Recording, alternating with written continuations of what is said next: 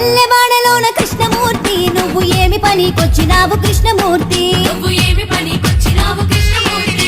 సల్లగోన వచ్చినానే గోపికమ్మ మంచి సల్లబోసి నన్ను వంపు గోపికమ్మ సల్లగోన వచ్చినానే గోపికమ్మ మంచి సల్లబోసి నన్ను వంపు గోపికమ్మ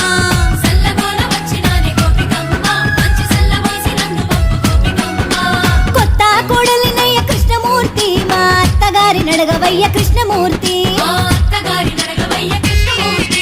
కొత్త కొడలివైతే గోపికమ్మ నే రొక్కమిస్త తీసుకోవే గోపికమ్మ